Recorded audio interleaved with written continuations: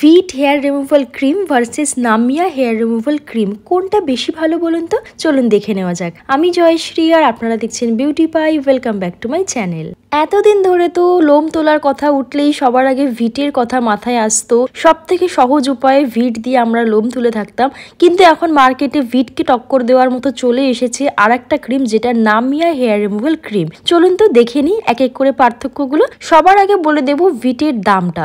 ভিটের দাম হচ্ছে এখানে এমআরপি 159 রুপিস এবং এটার নেট ওয়েট হচ্ছে 50 গ্রাম। এবারে দেখে নেব নামিয়ার এমআরপিটা।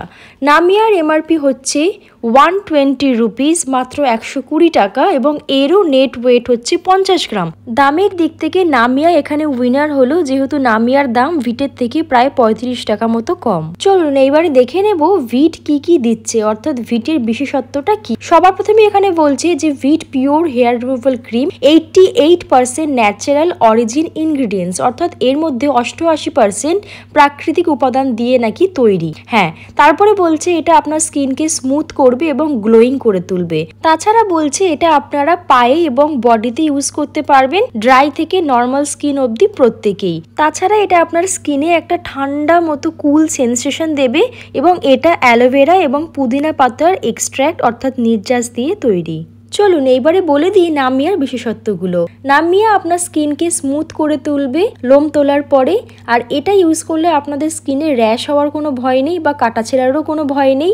এটা আপনার স্কিনকে কালচে করে তুলবে না লোম তোলার পরে, আর এটা দামটাও ভীষণ সস্তা, পকেট ফ্রেন্ডলি, আর এটা আপনারা আপনাদের প্রাইভেট পার্টেও ইউজ করতে পারেন। সেন্সিটিভ এরিয়াতে কোনো প্রবলেম হবে না। তাছাড়া এটা তো একদমই ব্যথাবিহীন এবং ব্যবহার করাটা খুবই সহজ। 100% vegan, cruelty free, paraben free এবং মেড ইন ইন্ডিয়া। চলুন এবার দেখে নিই প্যাকেটের ভিতরে কি আছে। প্রথমে ভিটেরটা বের করছি। ভিটের প্যাকেট খুললে আপনারা দুটো প্রোডাক্ট পাবেন। একটা হচ্ছে ভিট ক্রিম, যেটা দিয়ে লোম তুলতে হবে, আর আরেকটা হচ্ছে স্প্যাচুলা, অর্থাৎ এইটা দিয়ে টেনে টেনে আপনারা লোমটাকে পরিষ্কার করে তুলতে পারবেন। এবারে দেখে নেব নামিয়ার মধ্যে কি কি প্রোডাক্ট দেওয়া রয়েছে।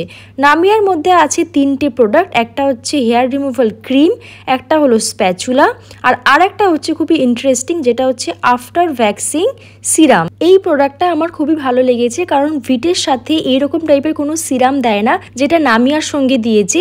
এই সিরামটা দেওয়ার ফলে কি হয়, যখন আমরা লোম তুলি তারপরে এটা অ্যাপ্লাই করলে আমাদের স্কিনটা ইনস্ট্যান্ট স্মুথ হয়ে যায়, গ্লোয়িং হয়ে যায়, এবং ফিউচারে স্কিনটা কালো হয়ে যাওয়ার ভয়ও আর থাকে না। চলুন তবে এবার অ্যাপ্লিকেশনটা দেখে নেওয়া যাক।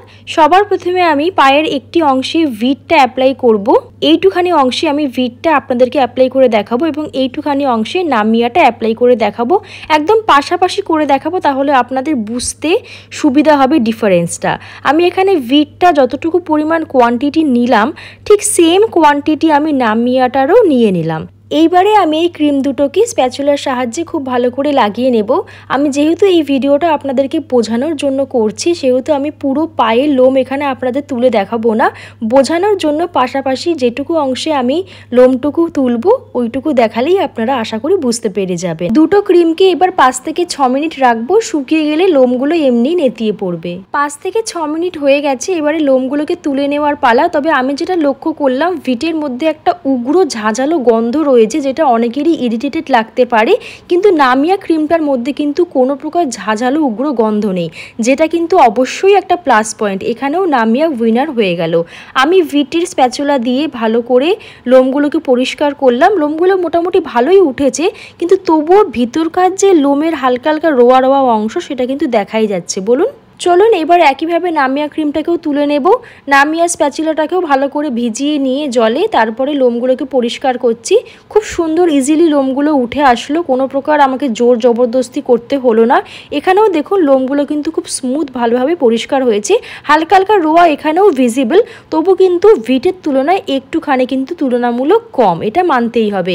আর একটা জিনিস আমি লক্ষ্য করলাম ভিটের মধ্যে একটু ভালো, সেটা হচ্ছে যে ভিটটা ইউজ করার পরে কিন্তু হালকা ঠান্ডা ঠান্ডা ভাব লাগছিল, পুরো যেন একটা ঠান্ডা সেন্সেশন, যেটা কিন্তু নামিয়ার মধ্যে ছিল না, নামিয়াটা নর্মালি ছিল।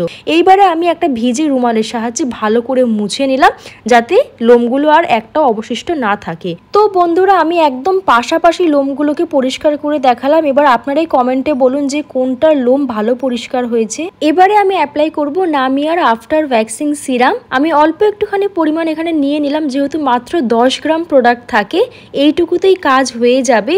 খুব সুন্দর করে এটা আমি লাগিয়ে নিলাম। ব্যাস, এখানে আমার স্টেপ পুরো কমপ্লিট।